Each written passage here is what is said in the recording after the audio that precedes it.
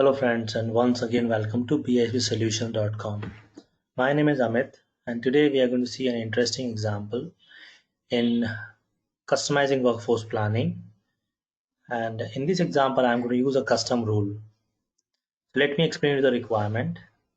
So I'm writing a custom rule in order to perform certain calculation in my workforce planning. So in today's example I need to calculate employee tenure based on employee start date. This is my requirement. This is the different assumptions of my employee detail. I need to put an employee start date. I need to put a start month of an employee. Employee job start date. I put some number over here. Let's say I say February, uh, 1st February 2021. I'll put employee start date, and then I put employee action. Employee active or inactive or departed or disabled. I'll put various status. And based on employee start date, I need to calculate employee tenure. It means start date till today, the number of in terms of number of months. This is what I need to calculate. Let's see how to do this. So I've already written a rule over here. I'm going to walk you through what does this rule say, and then I execute this rule and explain you. Okay. So for the sake of simplicity, I use all the constant here, and subsequently you guys can replace this with a user variable or substitution variable. So the whole calculation is going to perform. Employee tenure is going to be calculated for actual working version. I use actual over here. If you look at my intersection, it's actual.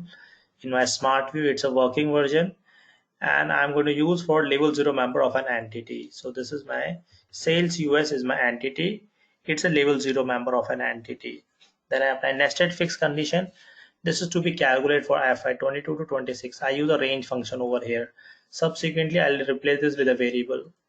Then we want to perform this for all the new or existing employee. For the sake of testing, I use over here for all the new employees. And so I use a level 0 member or relative 0 member of a employee and total job. So job is one of my dimension, and here I use employee new hiring and job is an accountant. This is job, this is new hiring. Okay. And we further look at the condition. The next fixed condition I use next, fix inside fix. It should be applied for level 0 member of a time dimension. So for the sake of testing, I am performing this calculation for the month of January.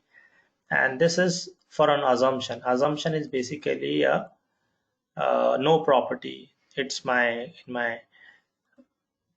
dimension workforce planning. If you look at workforce planning and look at your dimension structure, there is an employee property. Under employee property there's an assumption. In the workforce planning, let's confine to workforce planning. Look at employee dimension, employee properties. Under there, no properties, actually assumption, and so does I use assumption over here. This is all calculation to be performed for assumption. And so this condition is for assumption. And then I'm going to check this for employee tenure. See the action, this is an active status. I need to calculate employee retention, employee tenure only if the employee is active, right? If the employee is not active, then I don't even want to calculate employee tenure. So I use a condition over here, employee action equals to 1. 1 means is a smart list. The first value of the value of active is 1.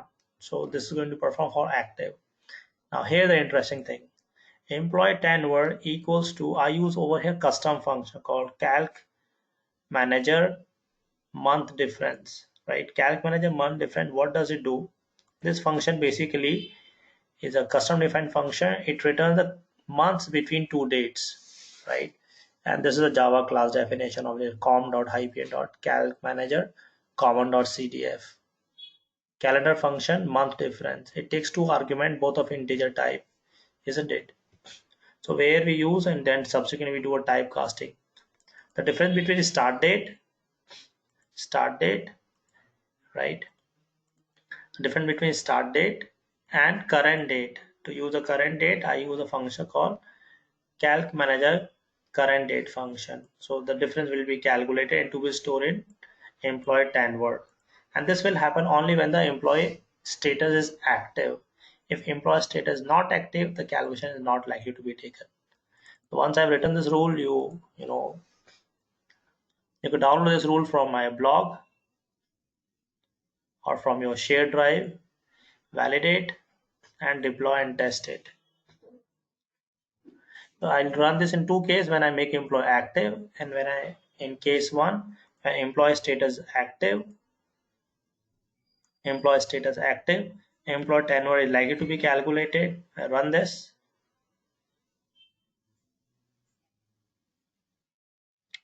and employee tenure is likely to be calculated. The rule runs successfully.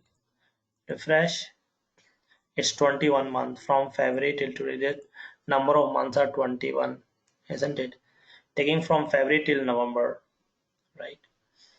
If I make the status as inactive or departed and I submit this, then employee tenure is not going to be calculated. In this case, the condition is false. When condition is false, employee tenure turn out to be hash missing, right? Let's run it again. When employee is inactive, employee tenure is hash missing. So rule ran successfully with no error. Test the output. Hash missing.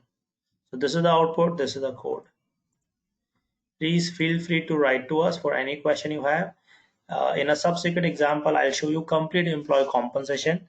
We have customized workforce planning application 100% based on our customer needs. So that's it for today.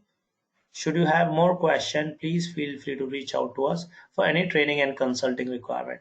Thank you.